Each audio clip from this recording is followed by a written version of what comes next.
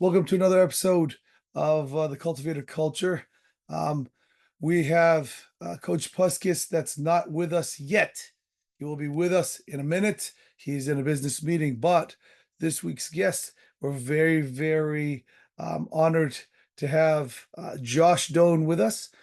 He was a Steinbrenner Warrior early in his high school football career. His last year, he went over to Wharton High School. Um, Graduated there, played football there, and now is currently playing at the University of West Florida. Josh, how you doing, brother? Welcome on the show. We appreciate it. Yes, sir. Appreciate it, coach. Thank you. Yeah. We were just talking earlier um about tattoos. And you were saying that you have the rest of your arm to do and you're having it done tomorrow. Yeah, tomorrow morning. Tell us a little bit about what you're getting done on that arm. So currently right now I got an hourglass on this side, Mhm. an hourglass and a compass, and it Mhm. says have faith, trust God's timing on here. I have plans to prosper you, not to harm you, plans to give you hope in the future with a little note. Tomorrow Mhm. I'm getting my last name on my bicep, which means a lot to me. And on Yeah. my front side of my arm, I'm getting a man walking a mountain to a path Yeah. that leads to a cross to represent, God has a path for us. And if we seek his light, seek what he has for us, we're gonna climb up the mountain and find what he has for us. Yeah. It's interesting, right? Because we um having this conversation a couple weeks ago with Garrett Cates, who is now over at USF long snapping. When he went to college, he said his faith got a lot thicker. And it's funny how adversity has to hit us before we realize that God's really got our back with particular things, right? Tell us, um, for one, you are recovering now from an injury. Tell us a little bit about the injury. Tell us a little bit about how the recovery's going. So as of right now, so first off, I tore my ACL, my LCL, and my hamstring. And as Mm, of right, 100% back everything. Um, just attacking therapy all of last year really went well for me. So I'm yeah, back healthy right now to say I'm really 100% right now, thanks to God. yeah, nice. Tell us how you got injured. Was it playing football? Was it in practice? Was it doing random young guy things where you twist a knee and pop it all up?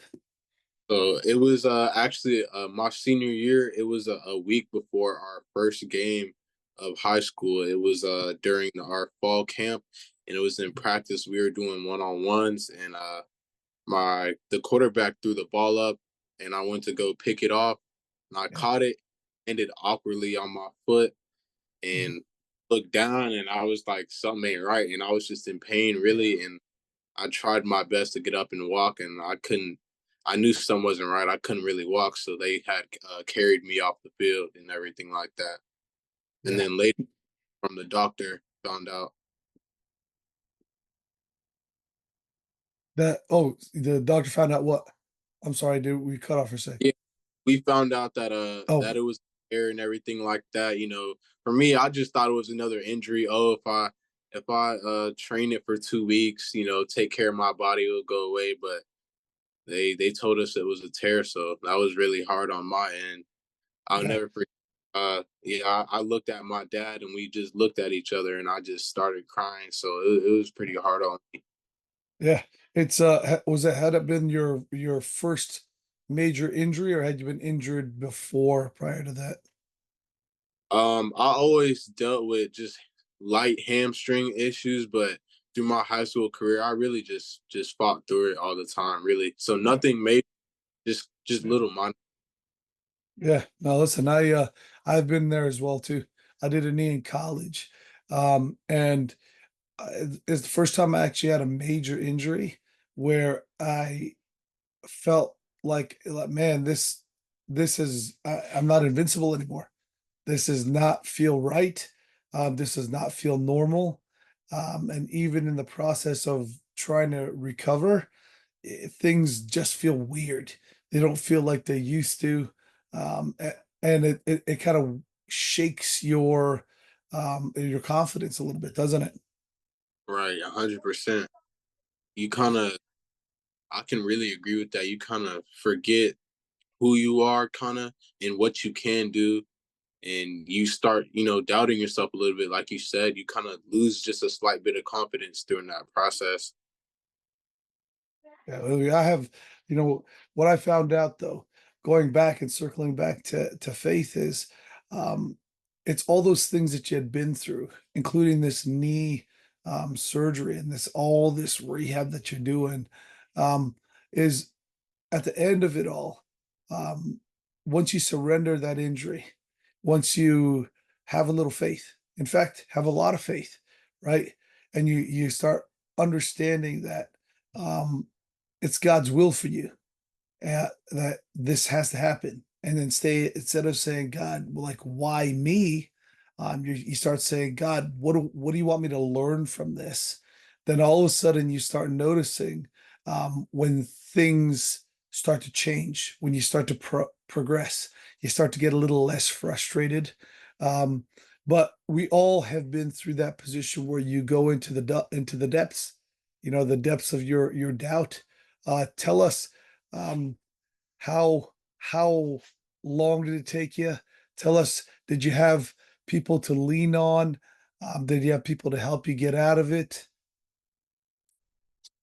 Um, so during that time, I felt like I could figure out stuff by myself, but really, I later learned that I couldn't. You got to go to your support system, really. So, my dad, my therapist, and my family that really just helped me kind of get past it. They were my support system, and even it was kind of hard for them because I had to see my own dad upset about the situation. So, I at first I kind of turned my back on, saying like, God, why me? Why me? And later I learned like I was getting my character built around it. So Yeah, yeah, I did have my family support me, and my therapist, I'll really never forget him because he really pushed me past and just built my character back up really. So finding my support system was a big part of that, honestly. yeah. Well, listen, it's tough because the generation you live in now, currently, right? Everybody wants the result. Everybody wants to play on Saturday. Everybody wants to play on Sunday. Everybody wants to be a millionaire. Everyone wants to be successful. But really, there's a path to success. And that path of success goes through suffering, right? And the more you suffer, what happens is then you'll build endurance. And when you build endurance, then you build character. And then when you build character, you build hope, right? And that is just the spark that people need to get them going. Because I said, yeah, that suffering builds hope. It doesn't guarantee your success, but it at least gives you the hope that, listen, I'm going to get through it just like everyone else that's had to go through it, just like I have. But funny enough, that suffering produces endurance. Endurance Right. produces character. Character produces hope. That's in the Bible, man. Like, I wish I could tell you which Bible verse that is, but I have had that repeated to me on multiple injuries when I did my shoulder, when I did my knee, when I did my head. Like, those things are meant to be part of your path. And either you look at it and you curse God and you curse the person that did it to you or the situation, like, this is a 1 in a million injury, or you go, man, what am I supposed to learn out of this? Because the truth is, we people look at God, right? And they try to make him like a vending machine. They pray, listen, I want to pray for success. God, give me success. But if I pray for success, do you think that God gives me success? I mean, he doesn't. What he does is he gives me a lot of opportunities to be successful. If you say, God, give me strength, he doesn't give you strength. He gives you opportunities to be strong. You know what I'm saying? He says, if you pray for peace, God, give me peace. God doesn't give you peace, man. He gives you war. in order to see, are you faithful enough? Are you obedient enough to create peace? You see what I'm Right. saying? Yes, sir. And Yeah. so and that the hardest part about injuries, the hardest part about success is we think that it's all about us. And the answer is it hasn't, it's not been about you, it's never been about you, right? And like tell all my high school kids and all my young kids, man, like what you have now does not belong to you. Man, it's Right. all on lease. You are borrowing it. Even the skin suit that you're in now, man, when you go in the dirt, you got to give it back. But the answer is the rent is due every day. Are you gonna take a break? Are you gonna say, "Yo, I've made it"? Are you gonna say, or are you gonna turn around and go, "Man, I gotta do better. Every day I gotta do something. Every day I gotta to improve. Every day I gotta glorify God because He blessed you with all those talents." You know what I'm saying? Like a lot of times we look at our success and go, "Yeah, it's all me." But the truth is, it never been about you. Never was you. You know what I'm saying? And Right. so it I we and the last time we talked about, your rehab and you seemed very, very positive about it. What are your coaches saying up at UWF? Because you're going into your first season at the University of West Florida coming up soon, right? Going up there in August? Yes, sir. Okay. So Tell tell us what you're feeling about going into college football 1 year removed from an injury, now back 100%. so really, my fall camp last year, I kind of tried to hide the fact that I was hurt. Actually, Yeah, I was not sure if they knew 100%, and I didn't let my college coaches know 100% because I knew that an injury didn't define who I am as a player. yeah, And during fall camp last year, I came with a brace, and they kind of looked kind of confused, like, "Hey, are you good?" and everything like that. And I was like, "Yeah, I'm good." So I went out there, and I didn't feel as confident moving around in the brace. I felt like it was slowing me down. I felt like it wasn't who I was wearing it. And it was around that time where I didn't really need to wear it, but I wore it so I thought I could feel okay because I thought I needed it, but in reality I didn't. So yeah, after my coach kind of seen I was struggling moving, moving a little bit slower, not as confident as he, knew how I could. He told me, he said, "Josh, tomorrow I want you to take your brace off." So I took my brace off the next day during fall camp, and I ended up getting an interception during our scrimmage, and just I felt back to how I'm supposed to be playing. I felt more like me, and yeah, my confidence kind of just boosted from that point on. yeah. It's crazy because, um, you know, a physical injury lasts a period of time, right? Whether it's terminal and you have to get surgery on it, then you do the rehab. Like with medical technology now, um, the oftentimes the surgery repairs it to a point where it's better than it was to begin with, right? Right. Um, but it's the mental injury that lasts a long time. And it lasts quite, I mean, for some people, it can last, seasons where you step funny and you hear a pop, you move and you feel a little wobble, and you're like, "Ooh, that's that's that doesn't feel right." But you know listen, I'm healthy. I'm fine. And it's getting over that mental hurdle is huge. But once you get over that, just like anything else, right? It's now you'll feel very, very close to yourself. Now, are you looking at gaining some playing time at UWF? Are you looking to compete for a starting spot? What do they got you slated at right now? So this spring, I ended up playing as a two and a little bit as a three, just working my way back up. But Okay. determining year's fall camp, I'm looking to take somebody's spot. I'm Yeah. never going to, nobody's better than me because I've been working harder than anyone else that I feel like. So Yeah. during fall, I'm looking to get playtime on special teams and at my defensive back position. Just competing during fall camp is just really going to determine and set that in stone. So I'm really looking forward to that. Yeah. Well, listen, it's the another thing that your generation has a difficult time with, like I said, with when it comes to the prize versus the process. You hear it a million times, right? Nick Saban and Urban Meyer and all of the Kirby Smart, they all say, right, trust the process, trust the process. But you live in a world where everybody covets the prize. And so they forget that there is a process to getting all of that stuff. I already told you the path of success is through suffering, right?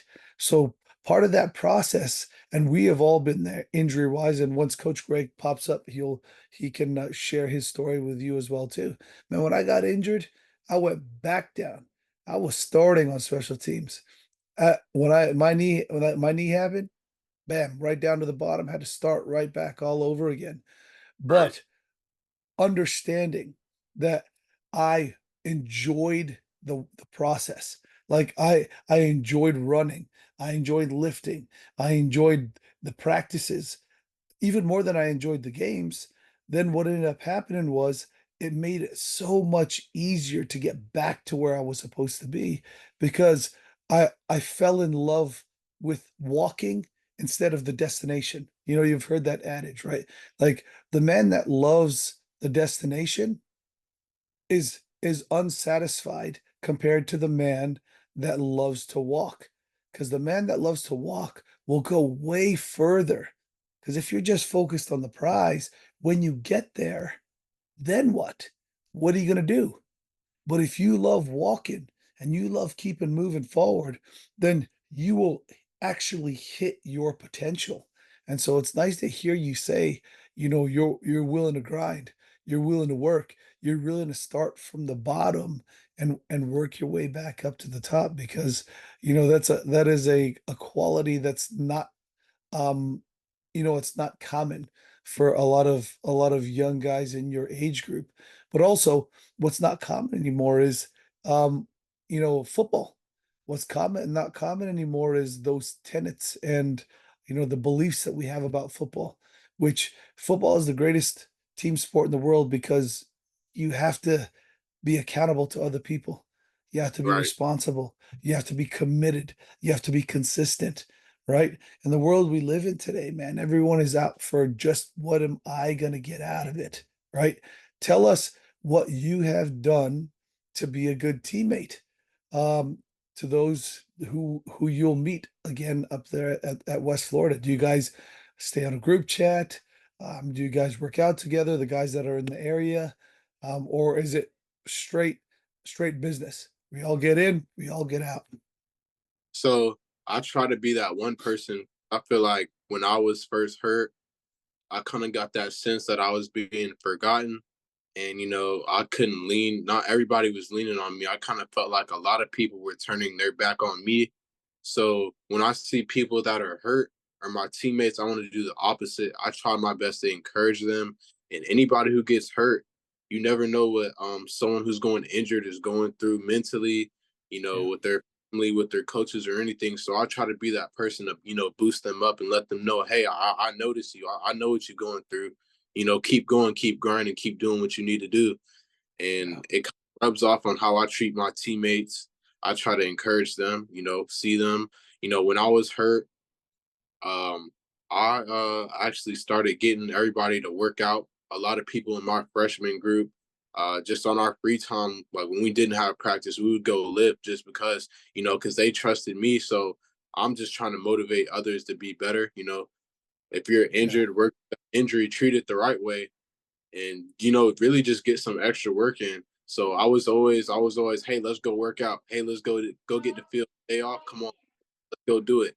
So yeah, I really just try to encourage, my teammates and be that one person, lift them up, let them know, hey, I see you working. I'm working too. Try to keep them up. yeah. That's a listen, that is 100% um a leadership quality, but that's 100% also a culture thing. And a lot of times, and now in sports, the culture of the team has become a major focus rather than just the performance of a team. Because the culture of a team is what glues people together. Because when you walk into a college, locker room, there are people that come from all walks of life, right?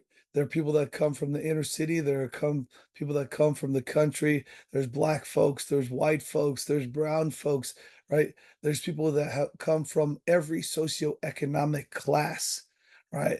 You got the rich kids that come in. You got people that are trying to get out of the neighborhood, like I was, right? Right. But what stitches us all together is the culture of that program, the who we are, the why we do things, right? And I have seen many, many programs hinge their success on that culture of that team. And I know at Steinbrenner, when you were with us, that's one thing that we focus on very, very strongly is, we want to produce good football players, but we want to have a great program, but at the same time, we want to produce excellent men. We want to produce men of integrity, right? Men of faith, men of courage in a world where it's trying to emasculate you. It's trying to make you think that you're a misogynist, make you think that you're a sexist, make you think that you're a chauvinist. But what you're trying to do is you're trying to be a leader. You're trying to set a standard. You're trying to create a culture that people are willing to stand up for something because if you don't stand up for something, you will fall for anything. And the unfortunate part about today's age, man, is there's so much information out there. There's so much smoke and mirrors. There's so many um social media, this, that, and the others that make you think, how come I don't have that? Or maybe that's what's important. And at the same time, the fundamental of somebody that's had integrity, somebody that has character, man, that's never changed. Even when I was a kid, I could see those people, man, that they knew that they knew who they were, and they were going to Right. stand right on that, and being a man of faith, being a guy, it's not just having the tattoos, right? And it's not just memorizing Bible verses, and it's not going to church on a Sunday and on a Wednesday and listening to Christian music. What it is when the pressure's on, when the situation arises, are, are you willing to speak up? Are you willing to stand up for what you believe in, for what your faith is? Because I listened to this podcast with Russell Brand, right?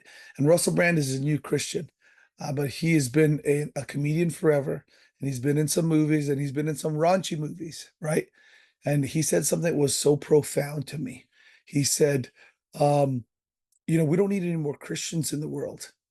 What we need are the Christians who are here to speak up. What we need is the Christians that are here to act like real Christians. Because how many times you go to church and you raise your hands and you worship God and you go, yeah, hallelujah.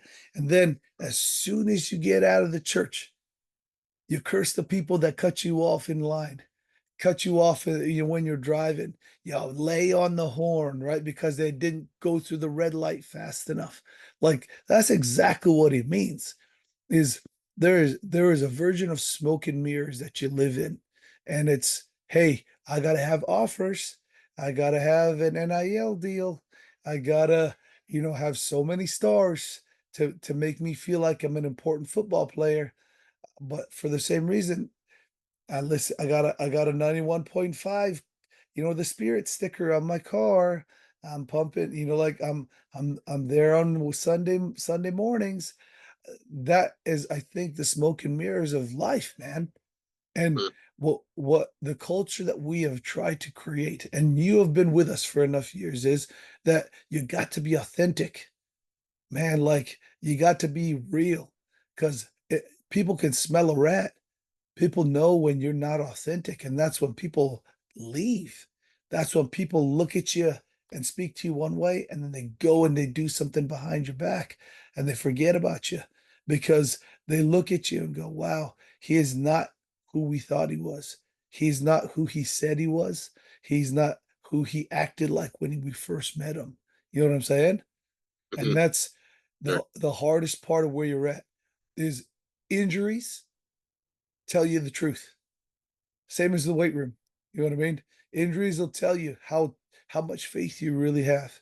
Injuries tell you how much mental toughness do you really possess, right? And thankfully, on the side that you're on now, um, you're at 100%. But I can guarantee somebody else will go through that same process that you are going through now. And when you said just now, "Hey, I felt like, people left me behind." Well, wait, did they leave you behind because you were inauthentic? Or did they leave you behind because they were not authentic? That is a hard pill to swallow. That you walk in the same locker room as people, you go into the same lunchroom, the same meeting rooms, and they say all this stuff, and they do something completely different. It's such a disappointment, isn't it? Right. 100%. Yeah. But you know what? That's why we are who we are. That's why you're on the show today, because you have a fantastic perspective on what it was like to be with us, and especially early on in your high school football years, to be able to try to integrate it, because you were back there with me too.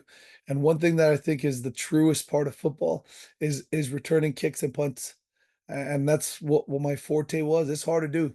But at the same time, you can't lie to yourself and say, man, I could be here and do this. Nah, you got to be somebody for real back there. You got to be willing to be as real as possible, because there's nobody there to help you. You know what I'm saying?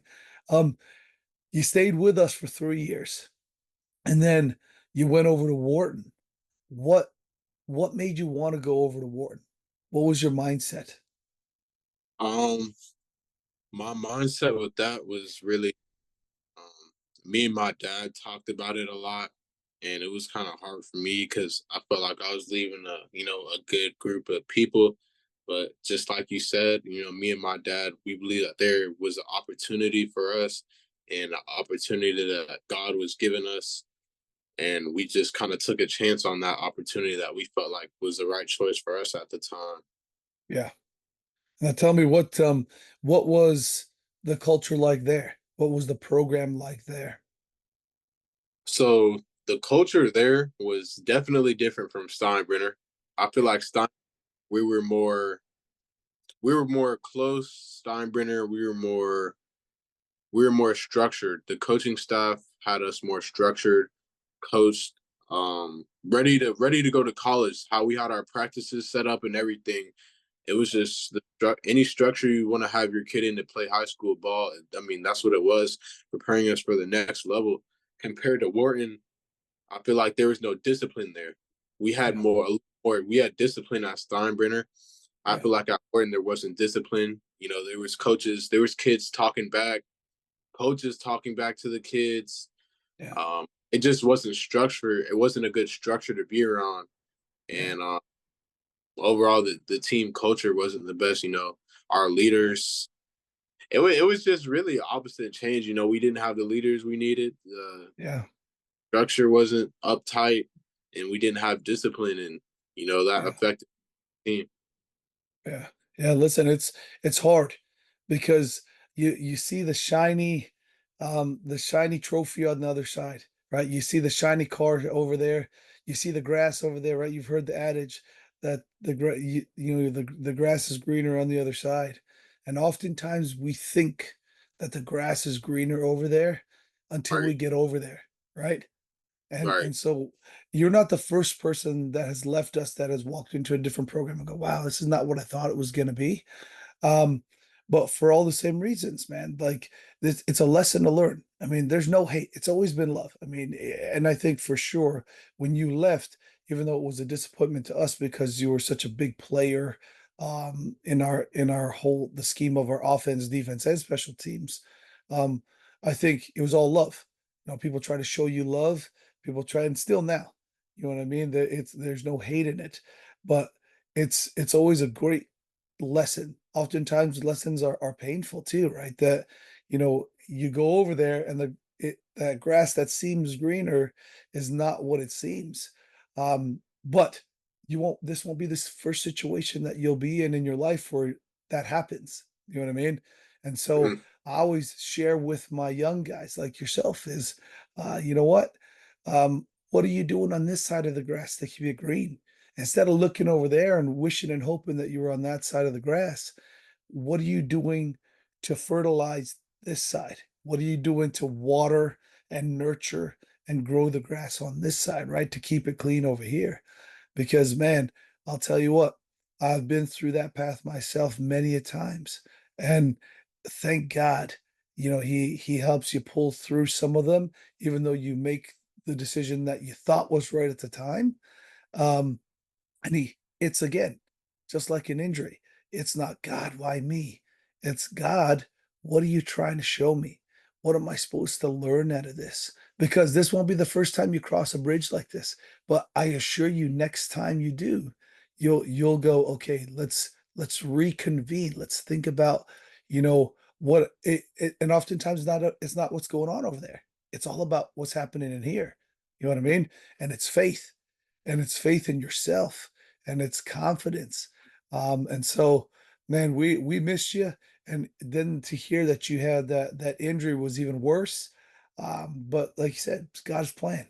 God's plan for you to be at UWF.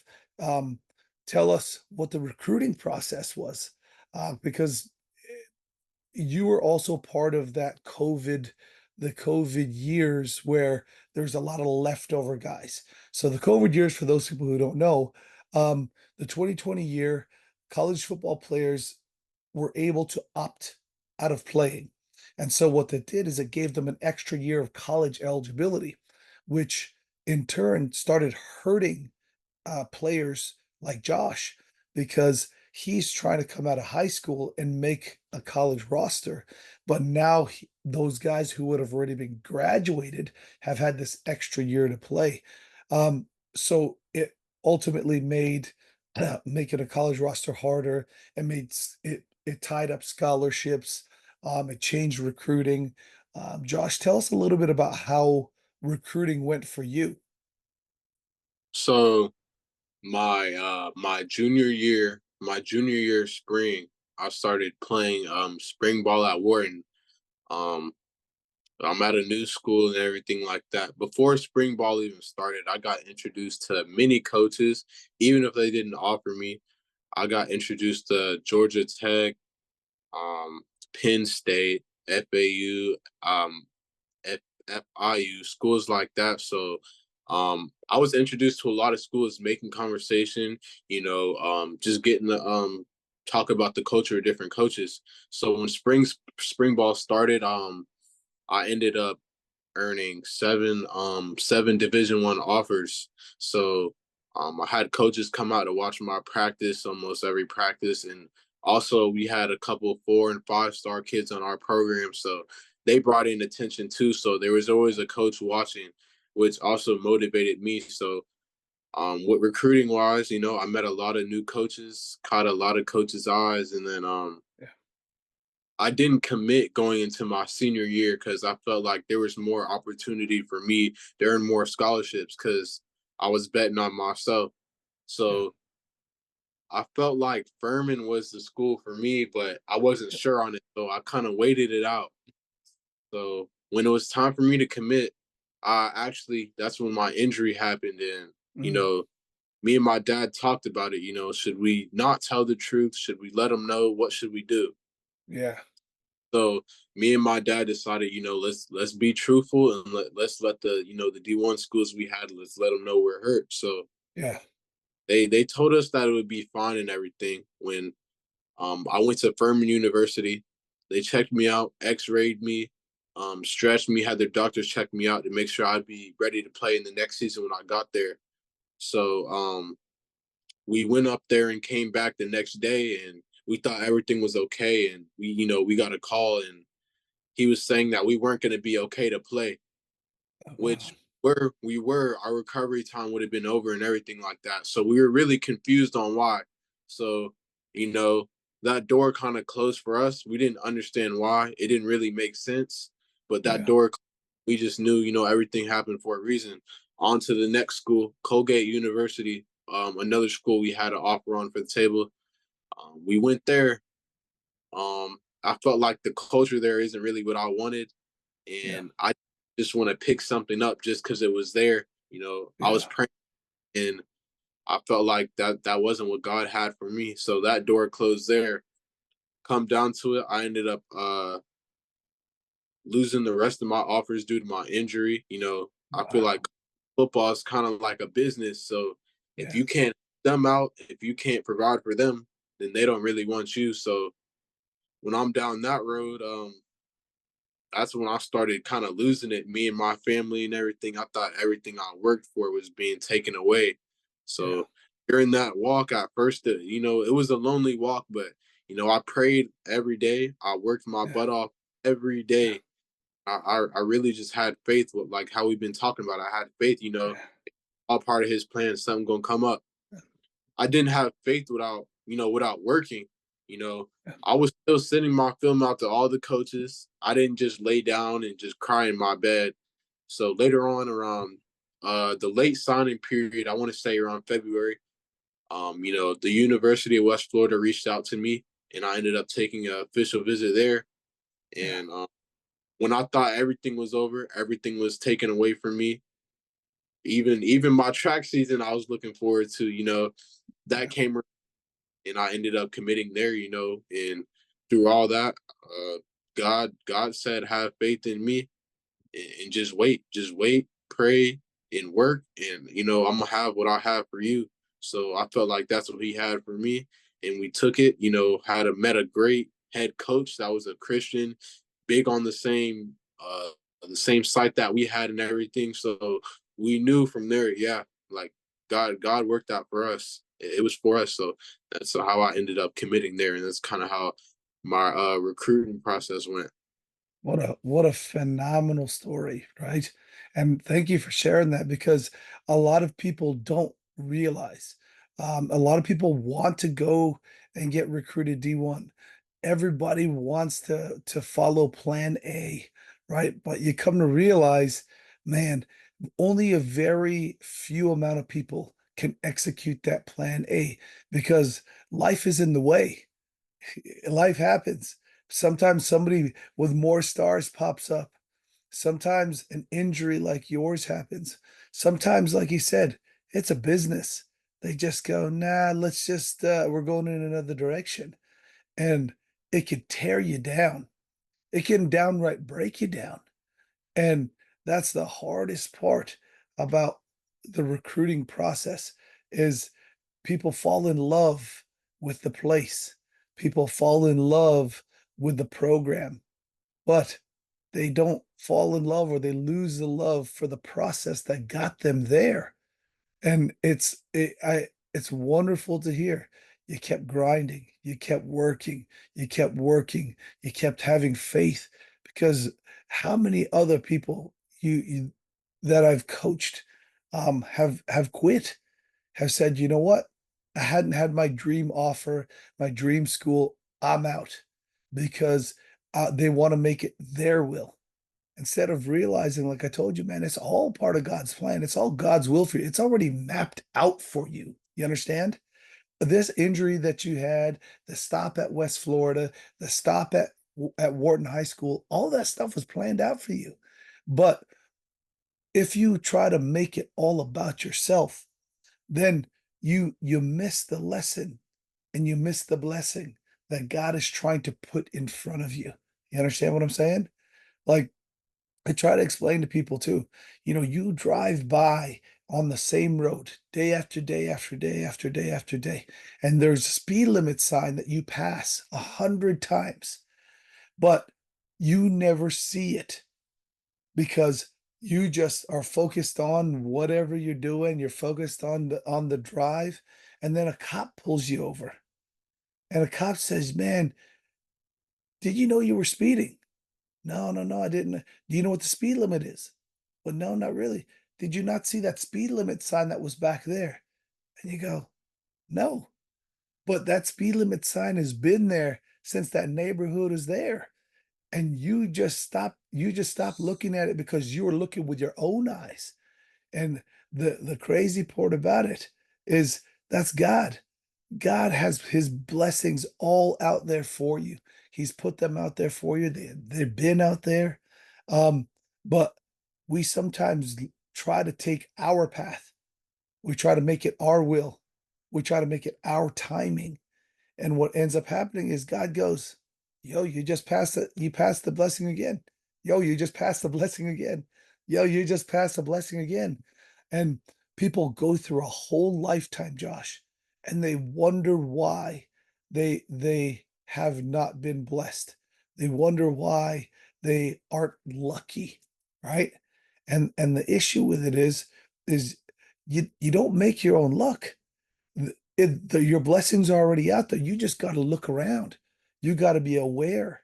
And where you're at right now is it is about to get hectic.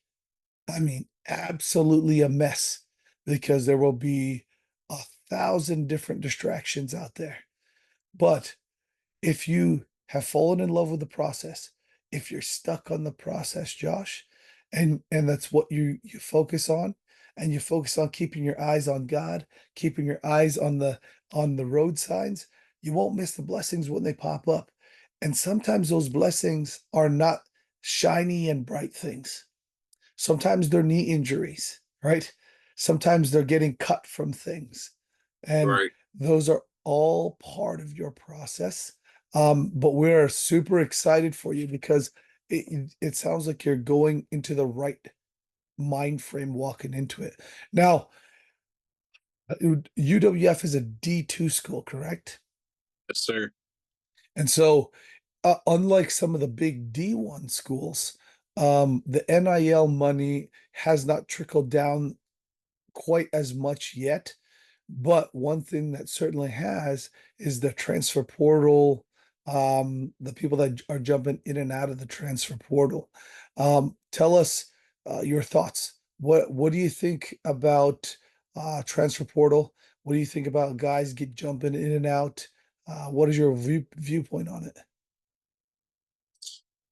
Um, I feel like it's definitely changed the game of college football for sure. It's definitely changed recruiting teams, and it's affected a lot. Like one thing I can say with a new coaching staff that came in last year, we had, I think I want to say 60 players come out of the portal that were new, and just a bunch of new, Wow. fresh. So really, the portal has really just changed a lot of teams. I feel like kids who get in the portal, they can go through a problem and just hop in the portal. They have a problem with their team that they might not want to face, hop in the portal, or they have an opportunity that's waiting for them, like maybe another blessing, hop in the portal. So Yeah. I can't say too much about it. I feel like it's an opportunity for players, or it could break some players. So I feel like it's definitely changing though for college football. Most definitely, it's Yeah. it's changed a lot. Oh yeah. But Well, you know what the statistic is, right? The statistic of guys landing in another spot when they jump in the portal. Do you know what that is? no, no, sir, I don't. It's less than 40%. That means The all risk. the 2,000 guys that jump in the portal, only less than 40% of them will land in another spot. That means less than half of them end up somewhere better or somewhere even. You know what I'm saying? Mhm, And yeah, it's nuts to me because just like we were talking about earlier, man, is the grass really greener on the other side? You know right. what I mean? Yeah, And we've had guys here that did the same thing. That they jumped in the portal thinking there was a better opportunity out there. But man, what you guys got to realize is college football is a business. And it's even more of a business now with the transfer portal, and even more of a business now with the NIL. Because have you heard about the kid from Lakeland? Who yeah, the 5-star DB? Or the yeah, for corner. yeah, Yeah, who's now going to Florida. He went to the University of Colorado, took a scholarship over there, but now he's transferred, jumped in the portal, and now he's over there with Coach Napier at the University of Florida as a walk-on. You're like, wait a minute, a walk-on? Yeah, because he is taking on a walk-on spot, but his NIL deal, his NIL package is going to be worth triple, quadruple the amount that a college scholarship will be worth. Is that not absolutely insane? So, great, absolutely bro, crazy. And what's going to happen is it's going to devalue college scholarships. But even more so, it's it's starting to trickle down. I mean, Florida just passed it as well too. So now Florida passed that high school football players now can get NIL deals. But I thought that's a new thing. But apparently now it's 30% or 30 other states. We're the 30th state that is allowing high school kids to take NIL deals. That means you as a high school football player could take $1 million NIL deal. And me as a teacher, I'm only making 40, 50 grand a year. And you just inked $1 million. Like, do you see the weird shift in the power balance there? oh, most definitely. Oh, man. It's it's crazy, and I feel like with college too, I feel like some kids are gonna be less focused on football and more focused on getting to the money Yeah. rather than going. Oh, And yeah. for high school is just insane. Like Yeah. I first passed it, I think they a kid signed a deal with some car dealership, and he was the first, and he already had a brand new Hellcat of his own. So it is definitely crazy for them to really be in the position to be making more than their parents or their Yeah. teacher. So it's just coaches. It's insane. Yeah. So what I'm trying to tell you is that you are going to walk into that distraction. Man, you are going to walk into all of that mess. And going back to what I said earlier, if you don't learn to stand for something, then you will fall for anything. And that comes with, you know, distractions from friends, distractions from girls, distractions from drugs and alcohol, distractions from going out and hanging at night, distractions with trying to make some money, right? And all the while, God bless you with speed. God bless you with agility. God bless you with balance, right? And he's saying, glorify my name with this, right? And it's okay to make money. Making money is not a bad thing, but what is your purpose? What is your will that God put you on the earth for? You know what I mean? Is it to fulfill your desires or is it to glorify his name? You know what I The mean? glory, yeah, to That you say it so easily now. And I'll tell you, we didn't have when I played, we didn't have the same kind of distractions that you guys have with social media, with internet, with the kind of money that's flowing on in college football now. What you want to go do, and this is just me, an experience I had personally, and the 20 years I've been coaching high school football and in college, is at the end of it, you want to be a battle tested, battled, fortified man. You know what I'm saying? You want to have your ideals.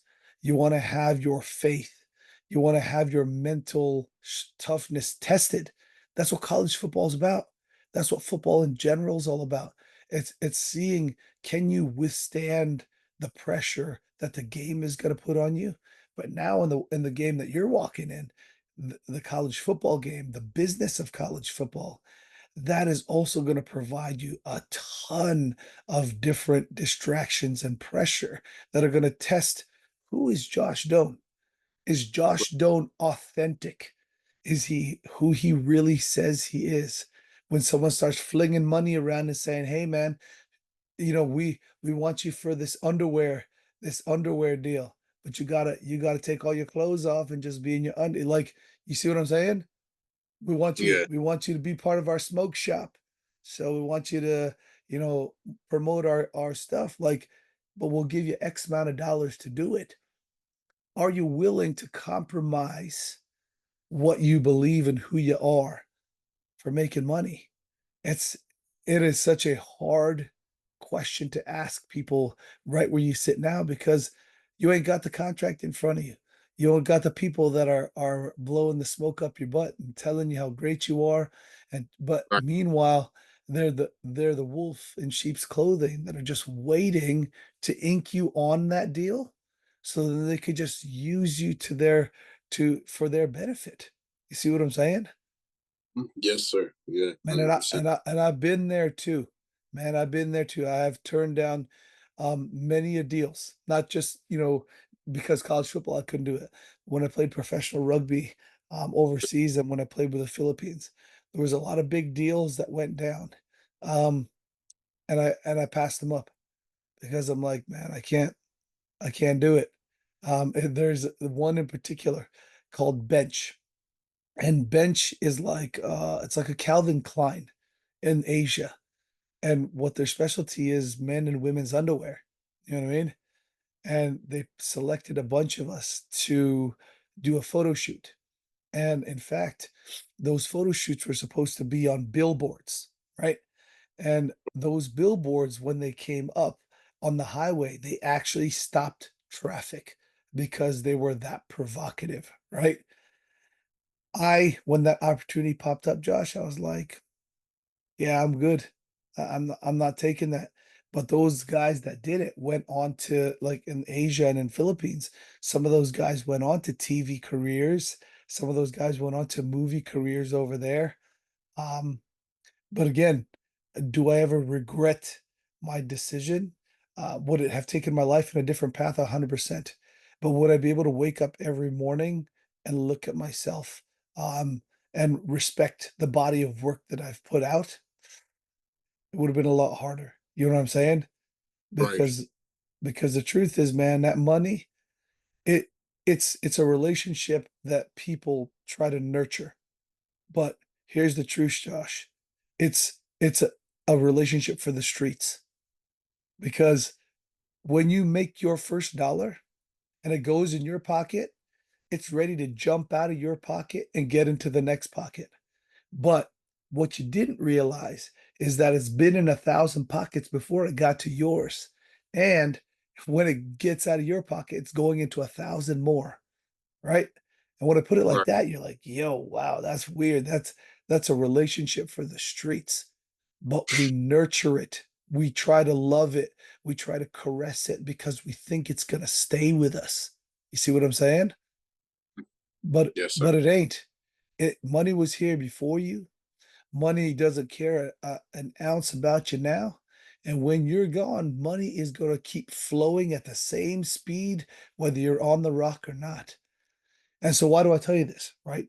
Because just like what we are doing now, your greatest asset is in this life is your time because it's not guaranteed. You know what I mean? What we are Right. doing now, we will be able to document forever, but we will never be able to get it back. You only spend time. You know what I'm saying? There's no other way that anything you else do with time. You don't save time. You don't make more of it. All you do is spend it. But you only spend it one of two ways. You ready? You waste it or you spend it wisely. And what I've learned in wasting so much time in my life is by doing podcasts like this with young men like you.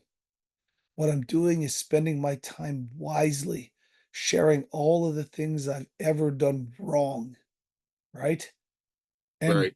in an attempt to help you live a more fulfilled life, to live a life that's less painful than mine, right? A life, less mistakes than I made. And even more so, a life that you're going to be proud of and that your children are going to be proud of and that your spouse is going to be proud of and that will be your legacy later on. You know what I mean? And so Yes. think of it like that. Man, there are only 2 days in your life that you cannot control. And that's yesterday, because man, that's gone. and it's tomorrow because that's not promised. And so if your last day was today and you complained, right? You complained about the economy, you complained about the president, or you complained about the price of gas, or blah, blah, blah, right? What a terrible last day on earth that you would have had, right? You would have 100% wasted your time. Where taking time to do this like you're doing with me now, this is something, listen, once I post this on the internet, this thing will be there forever.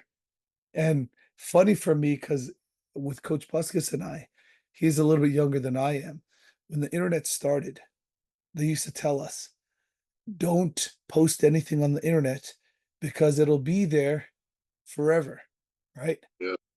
We're now in your generation, man. You want to post stuff up all the time because it's going to be on there forever. You see, it's the exact same thing, but it's at two different tones, right? And so Mhm. it took me a long time to go, you know what? Do we really want to start a podcast? Do we really want to bring guests on to share their story? Do we really want to share our own stories? And the truth is, we had to do it because all of these conversations become memories, right? And if we don't document them and put them on the internet to be there forever, people will only ever remember what you remember us talking about. Now they can see it. You know what I mean? Now we can document it. Now we can remember the day that we spent time wisely with each other, like spitting, right? Chewing the fat, sharing, our trials and tribulations, sharing our successes with each other, right? Sharing nuggets now that you will put in your mind that later on when you're my age, you'll share with others. You'll share with your own kids, right? You'll share with your own, you'll create your own legacy with it. So, man, tell me what you're thinking. Tell me what you're feeling. Um, getting ready to go up to your sophomore year of UWF, but your actual first college football season. Tell me what you're feeling right now. So I feel I don't want to say anxious, but I feel like I got a lot to prove, and I Yeah, kind of underdog right now. So I'm really yeah, just I want to prove to myself, and I really just want to prove to myself who I am and the old player that I was. So yeah, I want that when you put work in, you're gonna get something out, and all the time you may not get it out right away, but when you keep working, you're going to get something out of it. So I'm really just ready going into fall camp. I'm ready to yeah, take somebody spot, and I'm really just ready to compete and get ready to play in college football for my first year. yeah, So I feel like it's gonna be a good experience. I'm gonna learn a lot, but I'm gonna know more than I did last year. yeah. Oh yeah. Um, Uh, First time, is this going to be first time living away from home? yes, sir. Yeah. Are you set up in the dorms or are you set up off campus? I have an apartment off campus. There you go. Yeah, you have football roommates or do you have Football regular roommates? football roommates. Yeah. Yeah. Do you know who your roommates are? Yes, sir. Are Uh, they from Florida? one of them went to Steinbrenner actually. Tony, Tony Bartolo. Yeah, I know Tony Bartolo. Bartolo, my Uh, roommate, and another DB from the Ocala area that I okay, bonded with dorms this year named Ernest. So yeah, nice. former Man, Steinbrenner. that's right. Another former Steinbrenner guy, Tony Yeah, Bartolo, who quarterback again, um, as small as the college football world is, right? He was at Charleston Southern, right, um, with his brother Nick Bartolo, and they both were at Steinbrenner and then transferred to Gaither, but then ended up playing with Garrett Cates, who was with us at Steinbrenner, who is now at USF. I mean, it's amazing to see how small the college football world is. right. Um, but I watch Tony's Instagram and stuff like that. He looks like he's the same old Tony doing his thing. You know what I Right. mean? Yep. But those are truthfully, all these things that you'll go through now are the experiences are what'll keep you guys friends forever. You know, and it won't be all the wins and all the good times. It'll be when fall camp starts. It'll be when you do all have to do all the extras. It'll be walking through injuries together, walking through failures together. Um, but again, why football is the greatest team sport in the world because um, it teaches you so much more about life than just the X's and O's. You know what I'm saying? Right. And so when you go up there, listen, make sure that you capture every moment. Like I said, you know, don't worry about what's happening and all the distractions, all the girls and all the partying. Listen, your window of opportunity, like we talk about opportunities, right? Is small as an athlete. You know, say, 10 years you got from 10, to 20 10, 10 to 21, 22, where you are in the best shape of your life. You're the fastest and strongest that you will be, right? You have 80 years of life, right? That small window that you got. Listen, 80 from now to the 80th year of your life, there's always going to be women. There's always going to be alcohol. There's always going to be drugs and partying. But just like the road signs, if you miss it, that window's only that big. You know what I'm saying? And Right. and there are a couple of kids that have left us and a couple of kids that we have coached that, they go to college football and they take advantage of the college life and they go, dang it, I missed the opportunity. And this is a perfect moment and segue for me to share with you. Yeah, don't miss the moment because as fast as your high school football career went, your college football career will be just the same. Whether it's walking off on your senior night, whether it's injury, whether it's not making the cut, there's something. Football is funny like that because it's one of the few sports that tells you when you're finished rather than you going, hey, because there's no adult recreation tackle football leagues. Well, I mean, I guess there are, but there nobody really wants to play in them because it's just asking to get hurt. You know what I'm saying? So the elite part of your life is right now.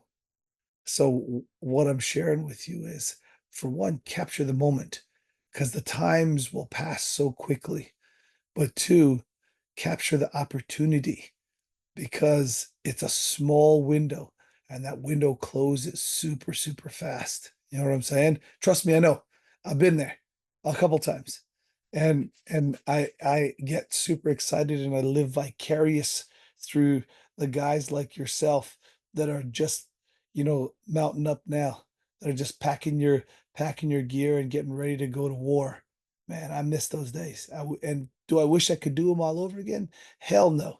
I'm done. I already had my turn. But at the same time, does it still invoke the same excitement? Um, having a step on the campus the first time, putting on the helmet and pads for the first time. Heck yeah, man. That's one thing that I do miss. So, um, tell us a little bit about your brother. Tell us what he's doing. Tell him what is he up to nowadays? So Joel's currently he not playing football anymore. He Okay. decided, you know, he took a kind of a year to get his thoughts together, Yeah. figure out what to do for his future. So this year he's gonna be attending a trade school and finding a Oh, trade. So nice. yeah, and, he's not gonna go the school route. Me and my brother have always been opposite. So Yeah. it's nothing new to me. So I feel like, if he what he wants to pursue, if he attacks it 100% and trusts God with it and pray about it, he gonna be successful. 100%. Tell us how mom and pop's doing. My dad and my mom are doing really good. My dad's retired from the police department, and Nice.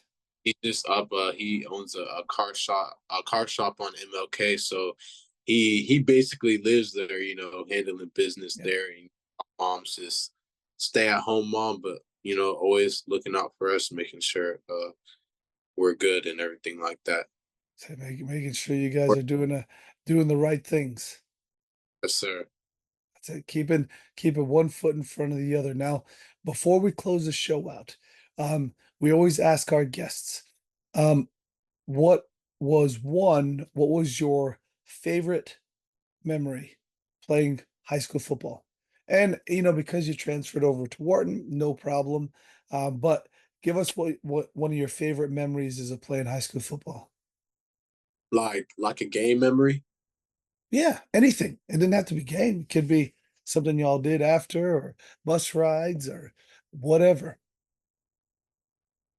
Probably I'm gonna get to probably the bus rides back after after we smacked the team. Yeah, And those were always good with the guys. It's always bonds. And probably the next morning watching film, looking back at our plays where we messed up, that we laugh about, the good plays we made and the bad plays where coaches circling us and we getting called out. yeah. And another high school memory, probably my junior year against Tampa Bay Tech. Um, Oh, I didn't end up playing the full game, but I played mhm. the first half, and it was a big moment for me. That gave me a boost of confidence, that I can really guard. I can guard anybody. It Yeah, don't matter who you are. I basically shut down Greg Gaines, even yeah, though we ended up losing that game pretty badly. But yeah, in the half, I was really proud of myself. I studied film hard that whole week, and had a lot of plays on him, and proved to yeah, myself, hey, I can really hang in with these guys. So that memory sticks close to me. yeah. That's a great memory. I remember that one too. That guy was a dog. But Right. that you came to play that day for sure. You came to play. And the last thing um we ask from our guests as well too is give us a nugget. Give us some motivation or inspiration for the kids that are currently playing high school that want to be in your shoes now. If you look back and you could talk to Josh Doan um, in his freshman year, what would you say to those guys playing now about how to get to where you are now? My advice would be every year counts, and don't waste any time. Attack it now. If you got goals, if you got plans, grind now. If you grind now, you can relax later. Take care of your business now. Do what you got to do. Grind now, rest later, have fun later, enjoy it later. Really attack it now. So that's my advice to kids, and trust the process and have faith that in the end everything is going to work out for the best of you, no matter how it may be. A bumpy injury, a bad coach you may get, a bad play. Shake back, have faith, and make the best of the next opportunity. Awesome. Awesome. Well, we appreciate you very much for joining us on the show today. Um, Coach Greg, I don't know where the hell you at, but you know what? It's all good. We still love you anyways. It worked Josh, though. Too. yeah. Yeah, yeah. Listen, he's got some side hustles happening, so he's all good. We love him anyways. We shout out to Coach Greg, missed you today. Shout out uh to Josh. Josh, we love you. We're super proud of you. We're super excited for your future, what God's got God's got in front of you and he's got in store for you, okay? So we appreciate your time. Um, appreciate your conversation. And if you ever need us for anything, please just holler.